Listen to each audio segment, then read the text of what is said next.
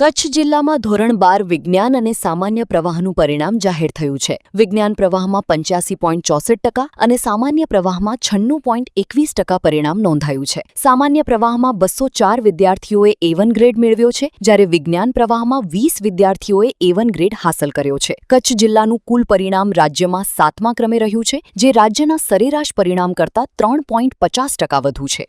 12થમાં હમણાં આ વખતે મેં 12થનું રિઝલ્ટ મેળવ્યું, એનામાં મને 91% આવ્યા છે. હું 14 વર્ષથી આ શાળામાં અભ્યાસ કરું છું અને એનો એટમોસ્ફિયર બહુ જ મસ્ત છે. મને 10મામાં અને 12મામાં બંનેમાં A1 મળ્યો છે. એનો હું શ્રેય અમારા આખા માતૃછાયા પરિવારને, મારા મમ્મી પપ્પાને, મારા ફ્રેન્ડ્સને બધાને આપવા માંગુ છું. થેન્ક યુ સો મચ કે હું માધ્યમિક શિક્ષણ બોર્ડ દ્વારા આજે ધોરણ 12 સામાન્ય પ્રવાહ અને ધોરણ 12 વિજ્ઞાન પ્રવાહનું પરિણામ જાહેર થયું છે.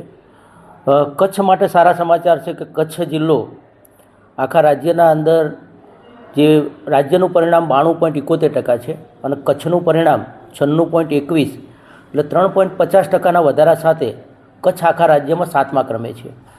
ટોટલ આપણે સામાન્ય પ્રવાહની વાત કરીએ તો 11,562 જેટલા વિદ્યાર્થીઓ પરીક્ષા આપી હતી. એના અંદર પણ આ વખતે રેકોર્ડ બ્રેક, ગત વર્ષે આપણા 150 વિદ્યાર્થી A1ના અંદર હતા, આ વખતે 204 જેટલા વિદ્યાર્થીઓ એ A1ના અંદર છે.